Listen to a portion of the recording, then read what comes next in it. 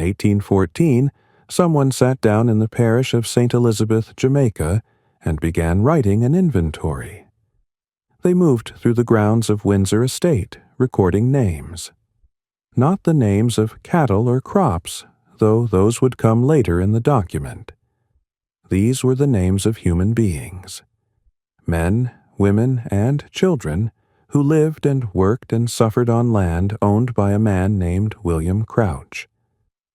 The clerk or overseer tasked with this job would have walked the property methodically, perhaps starting at the slave quarters where families lived in small huts with dirt floors and thatched roofs.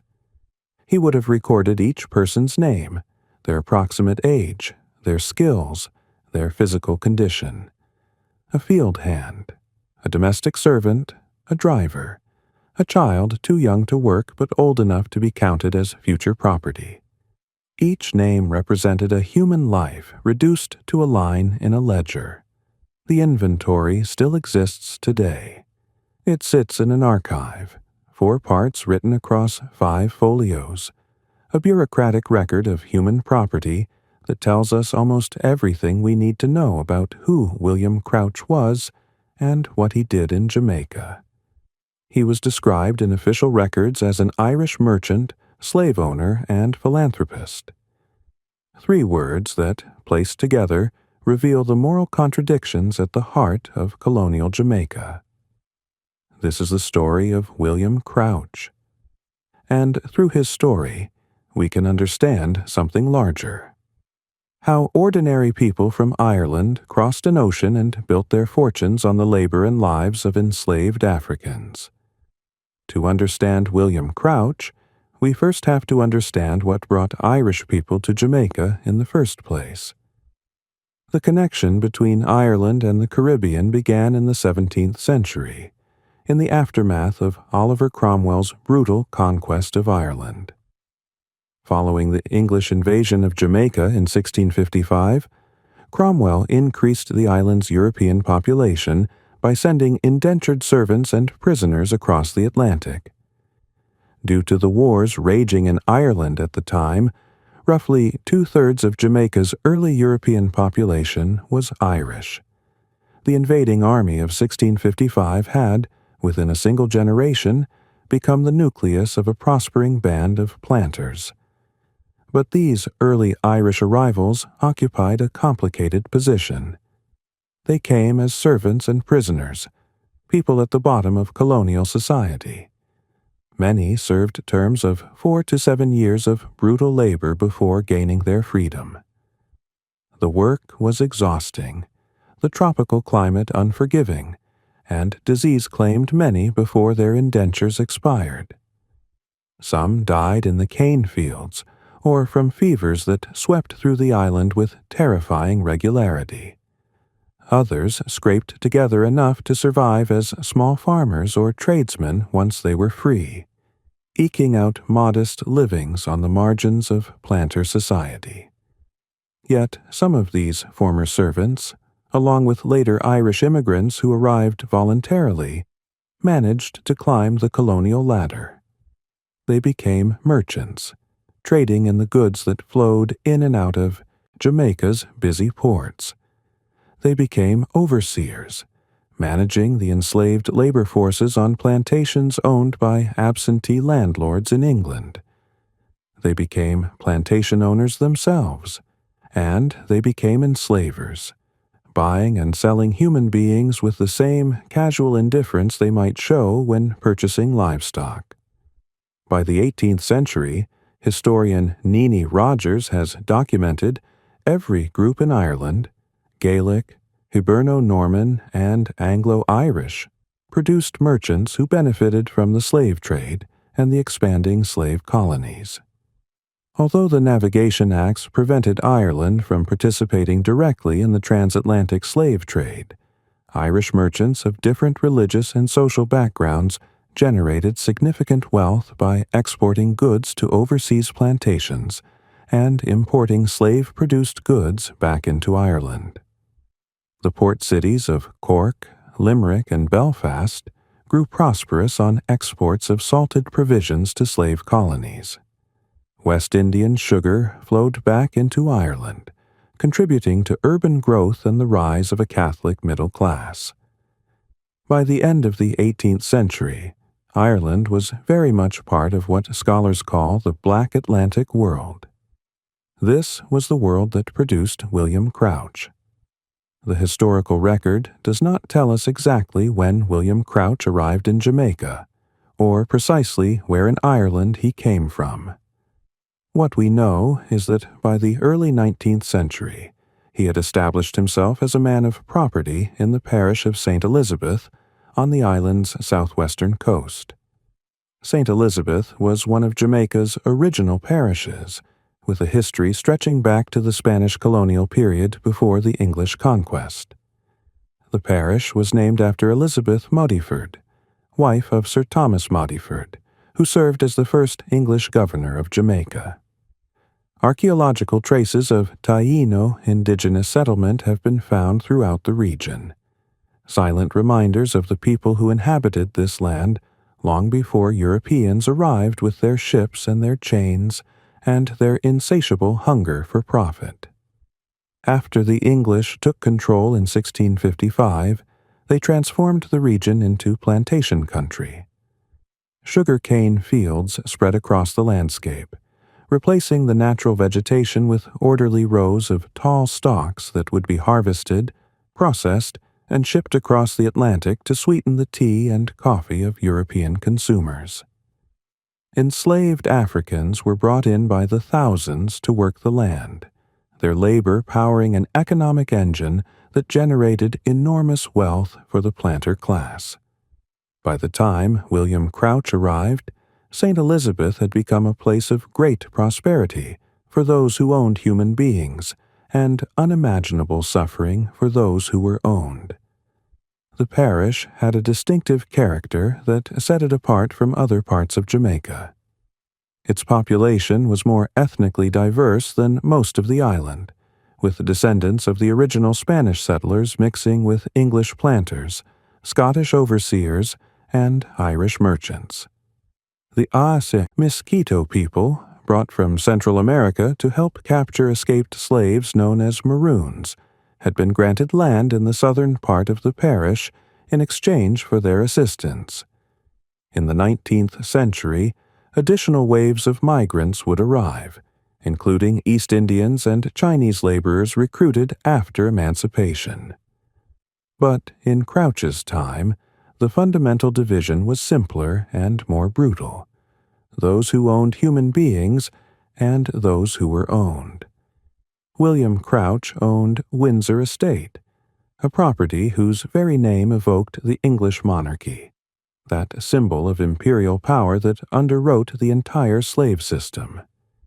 He also owned a settlement called Williamsfield, perhaps named after himself in the fashion common among planters who stamped their identities onto the landscape. And he held the property at a place called Banaka, which appeared in the Jamaica Almanac of 1820 with his name beside it. These were not small holdings. The 1814 inventory that survives in the archives documented enslaved persons at both Windsor Estate and Williamsfield, along with the animals at Windsor Estate. The fact that such an inventory was created suggests a substantial operation, the kind of property that required careful accounting to manage. Planters and merchants did not commission detailed inventories for trivial holdings. They did so when the value of their human property was significant enough to warrant documentation. The Jamaica Almanac also records that in 1820, both William Crouch and someone identified as the estate of John Crouch held properties in the island's parishes. Whether John was a relative, perhaps a father or brother whose estates William had inherited, the records do not specify. What we know is that by this period, the Crouch name appeared among the property owners of Jamaica, part of that class of merchants and planters who had accumulated enough wealth to leave their mark on official records. Windsor Estate sat in St. Elizabeth's varied landscape. The parish stretched from the Caribbean coast in the south up into the hills of the interior. The Black River, one of Jamaica's longest navigable waterways, flowed through the parish toward the sea, passing through the Great Morass, a vast wetland that sheltered wildlife and provided resources for those who knew how to exploit them. Sugar estates clustered on the more fertile lands, while cattle pens occupied the savannas to the north. It was a parish of contrasts, where wealth and poverty, freedom and bondage existed in close proximity. What did it mean to be enslaved on William Crouch's properties in St. Elizabeth? We do not have diaries or letters from the people he held in bondage. We do not have their names passed down through family memory, their stories preserved in oral tradition. What we have is that inventory from 1814, a document that reduced human beings to entries on a page, their value calculated alongside livestock and equipment. But we can understand something of their lives by understanding what slavery looked like in St. Elizabeth during this period. The enslaved people of St. Elizabeth worked in sugar production, one of the most brutal forms of agricultural labor ever devised. The work began before dawn and continued until after dark during harvest season. Sugar cultivation required backbreaking work in tropical heat, clearing land with machetes and hoes, planting cane in long furrows, weeding the fields endlessly as the plants grew, and harvesting the mature stalks by hand. The cane was heavy, and the sharp leaves could cut exposed skin. Overseers watched constantly, ready to punish anyone they deemed to be working too slowly. The processing was even more dangerous than the field work. Enslaved workers fed cane stalks into mills powered by wind, water, or animal labor. The rollers that crushed the cane could just as easily crush a hand or an arm if a worker's attention wavered for even a moment. They boiled the extracted juice in massive copper kettles, tending fires and stirring bubbling liquid that reached temperatures hot enough to cause horrific burns. The boiling houses were sweltering, the air thick with steam and the sweet, sickly smell of cooking sugar. Workers collapsed from heat exhaustion. Others suffered burns that became infected in the tropical climate, leading to slow, painful deaths. The death rate among enslaved people in Jamaica was staggering. More people died than were born, meaning the slave population could only be maintained through the continuous importation of newly captured Africans. The conditions were so deadly that Jamaica consumed human lives the way its sugar mills consumed cane. Historians estimate that over 1 million Africans were brought to Jamaica during the slave trade. Yet, by emancipation, the enslaved population numbered only around 300,000. The island had quite literally worked the rest to death. Beyond the physical brutality, there was the psychological violence of enslavement. Families torn apart at auction, children separated from parents, the constant threat of punishment for any perceived offense, the knowledge that you were legally property, that your body and your labor and your children all belonged to someone else. This was the system that made William Crouch wealthy. This was the system he participated in every day he owned Windsor Estate and Williamsfield. One small window into life on Crouch's properties comes from a runaway slave advertisement published in 1813. The notice announced that an enslaved man named William, described as a mulatto Creole, had been apprehended and was being held for his owner. The advertisement directed anyone with information to contact William Crouch at Old Harbor. These advertisements were common in Jamaican newspapers of the period, filling columns with descriptions of escaped slaves, the rewards offered for their capture, and the punishments that awaited them. A mulatto Creole meant someone of mixed African and European ancestry, born in Jamaica rather than Africa. This designation carried particular significance in colonial Jamaica, where an elaborate hierarchy of racial categories determined one's place in society. Creole slaves, born on the island and often the product of sexual relationships between enslaved women and their white enslavers, were viewed differently from African-born slaves. They typically spoke English, understood colonial customs, and might work as domestic servants, skilled tradesmen, or in supervisory positions rather than in the brutal field work that killed so many.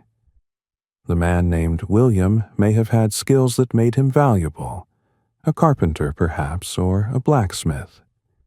He may have worked in the great house, serving meals and cleaning rooms while listening to conversations he was not supposed to hear. Whatever his role, he had made a decision. He had run away. We cannot know what drove him to flee. Perhaps he had been sold away from family members on another estate. Perhaps he faced punishment for some perceived offense.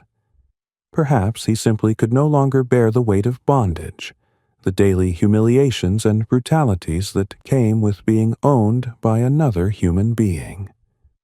Whatever his reasons, William had looked at his life on Crouch's property and decided that the terrible risks of escape were preferable to the certain misery of remaining. The consequences of being caught were severe. Runaway slaves faced brutal punishments, whipping, branding, mutilation, or even death for repeat offenders. The law gave enslavers nearly unlimited power to discipline their human property. Yet people continued to run, because the desire for freedom was stronger than the fear of punishment. Every escape attempt was an act of resistance, a declaration that the enslaved person refused to accept their status as property. We do not know what happened to William after he was captured and returned to Crouch's control. His story appears in the historical record for one brief moment, an advertisement in a newspaper, and then disappears into silence. But his attempt at freedom tells us something important. No matter how thoroughly the slave system tried to break human beings, it could never fully extinguish the longing for liberty. The official records describe William Crouch as a philanthropist. This word requires examination. In the context of colonial Jamaica, philanthropy often meant something quite different from what we might imagine today. Wealthy planters and merchants engaged in various forms of charity that served their own interests while doing nothing to challenge the system of slavery itself. They might donate to churches that preached obedience to enslaved congregations. They might fund hospitals that treated white colonists while neglecting the enslaved. They might support schools that educated the children of planters while denying literacy to the people they owned. Some enslavers practiced what they considered benevolent treatment of their human property. They might provide slightly better food rations, or allow enslaved families to stay together, or refrain from the most extreme forms of physical punishment. These slave owners often congratulated themselves on their humanity while continuing to profit from a system of absolute brutality. We do not know specifically what William Crouch's philanthropy entailed. Perhaps he donated to churches or charitable institutions in St. Elizabeth. Perhaps he was known for treating the people he enslaved less harshly than some of his neighbors. Whatever form it took, his philanthropy existed within and was made possible by his participation in slavery. The wealth he gave away was wealth extracted from the labor of people he held in bondage. This was the fundamental contradiction of the so-called benevolent slave owner. You cannot hold human beings as property and be their benefactor. You cannot profit from stolen labor and stolen lives while claiming moral virtue. The very concept of the philanthropic enslaver is an oxymoron, a way for people to avoid confronting the full horror of what they were doing. William Crouch was not alone in embodying these contradictions. The Irish planter class in Jamaica included many men who moved seamlessly between commerce, slavery, and respectability. Consider the case of Hamilton Brown, another Irishman who made his fortune in Jamaica during the same period. Brown came from Ballymoney in County Antrim and rose from a state bookkeeper to become one of the island's most prolific slave owners. By the time slavery was abolished, he owned 1,100 enslaved people across multiple plantations in St. Ann Parish. He received over £24,000 in compensation from the British government, the equivalent of nearly £3 million in today's money. Brown served in the House of Assembly for 22 years. He founded a town that bore his name. He was so committed to the plantation system that he organized ships to bring Ulster Protestant settlers to Jamaica, hoping to create a permanent white labor force that would prevent formerly enslaved people from controlling the land after emancipation. When the British reformer Henry Whiteley visited Jamaica in 1832, Brown told him that Jamaican slaves were better off than the English poor, and that the British government had no business interfering with how planters managed their human property. Whiteley went on to witness the harsh whipping of enslaved people on the plantations he visited, the brutal reality behind Brown's self-serving rhetoric. Men like Hamilton Brown and William Crouch were not aberrations. They were the norm among Irish planters in Jamaica. They had left a colonized country to become colonizers. They had escaped poverty and oppression in Ireland to build fortunes on the backs of enslaved Africans. Their stories reveal how quickly the oppressed can become oppressors when given the opportunity. The slave system that enriched William Crouch did not last forever. Throughout the early 19th century, resistance to slavery intensified both in Jamaica and in Britain. Enslaved people never stopped fighting for their freedom. They ran away, like the man named William who was returned to Crouch's control. They organized work slowdowns and sabotage. They maintained African cultural practices and religious beliefs despite their enslavers' efforts to strip away their identities. And sometimes they rose up in open rebellion. In 1831, an enslaved man named Samuel Sharp led what became known as the Baptist War, or Christmas Rebellion. Sharp was a domestic slave and Baptist deacon who had organized a campaign of passive resistance, convincing enslaved people across western Jamaica to refuse to work after Christmas. He had listened to discussions of abolitionist debates in the British Parliament, had heard that freedom might be coming, and had decided that the enslaved people of Jamaica should not wait for the planters and the government to grant what should have been their birthright. Sharp's original plan called for a peaceful work stoppage, a general strike that would demonstrate the power of enslaved labor and force concessions from the planter class. But when planters responded with violence, threatening and attacking those who refused to work, the protest escalated into armed rebellion. Enslaved people set fire to plantation buildings, destroyed sugar works, and took up arms against their enslavers. At its height, the uprising involved as many as 60,000 enslaved people across multiple parishes in western Jamaica. The rebellion was eventually suppressed with tremendous brutality. The colonial militia and British troops hunted down participants across the countryside. Over 500 enslaved people were killed, many of them executed after surrendering. Courts martial processed cases with assembly line efficiency, sentencing men and women to death based on minimal evidence. Samuel Sharp himself was hanged in Montego Bay in May 1832, reportedly telling witnesses before his death that he would rather die upon yonder gallows than live in slavery. His words echoed across the Atlantic. But the Christmas Rebellion helped seal slavery's fate. Reports of the planters' brutal response shocked public opinion in Britain and strengthened the abolitionist movement. Within 2 years, Parliament passed the Slavery Abolition Act of 1833. The Abolition Act did not bring immediate freedom. Instead, it created a system of so-called apprenticeship, in which formerly enslaved people were required to continue working for their former owners for up to 6 years. It was, as critics noted at the time, slavery under another name. The act also provided compensation, not to the people who had been enslaved, not to those who had suffered and labored and died under the system. The compensation went to the slave owners, payment for the loss of their human property. The British government borrowed £20 million to compensate enslavers across the empire. This debt was so large that British taxpayers were still paying it off until 2015.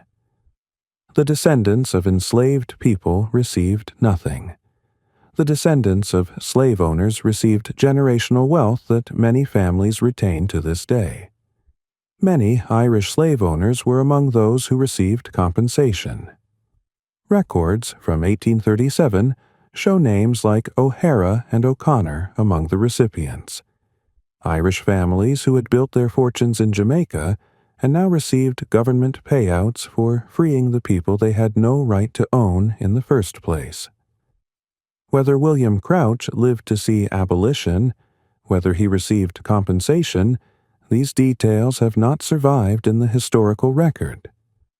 What we know is that he was part of a system that extracted wealth from human suffering, and that when that system ended, the people who had profited from it were rewarded, while those who had suffered received nothing. The inventory from 1814 sits in an archive, those 4 parts across 5 folios documenting the people William Crouch owned at Windsor Estate and Williamsfield. The names recorded there belonged to real human beings who lived and worked and loved and suffered and died under his control. We may never know all their names. The inventory was a business document, not a memorial. It recorded what the enslaved people were worth to their owner, not who they were to themselves and their families. It noted their skills and their physical condition, the attributes that affected their market value, while saying nothing about their dreams or their fears, or their memories of Africa, or their hopes for their children. But they existed. They were not simply property, no matter what the law said. They were not simply entries in an inventory.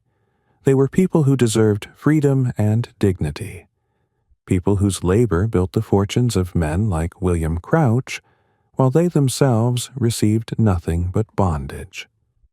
The story of William Crouch is, ultimately, a common story.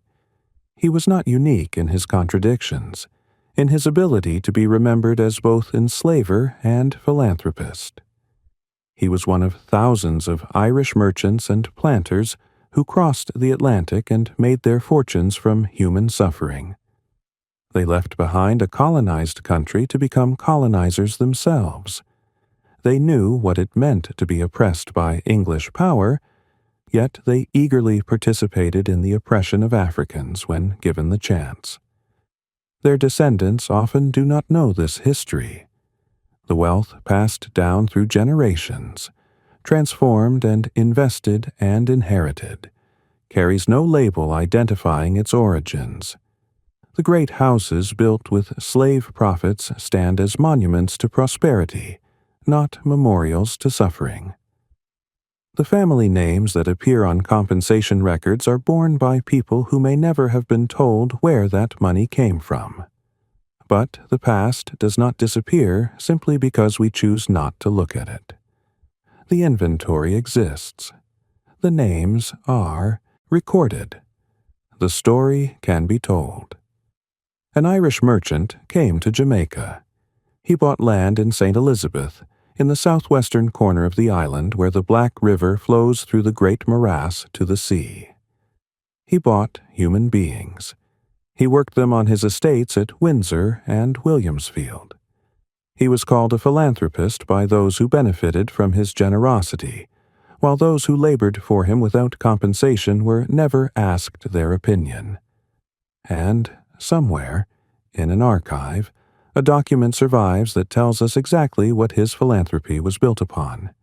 5 folios, 4 parts, an inventory of human souls reduced to property. This is the legacy of William Crouch. This is the legacy of colonial Jamaica. This is a story that began with an inventory and ends with a question. What do we owe to the people whose names were written on those pages? What do we owe to the descendants who never received justice? And what does it mean to remember, truly remember, what was done in the cane fields and boiling houses and slave quarters of St. Elizabeth? The sugar they produced sweetened the tea of empire. The profits they generated enriched merchants and planters across the Atlantic world. And the names recorded in that 1814 inventory belong to people whose full stories will never be known, whose lives were stolen, whose labor was taken, whose humanity was denied. We remember them now. We speak their truth, and we refuse to let their suffering be forgotten.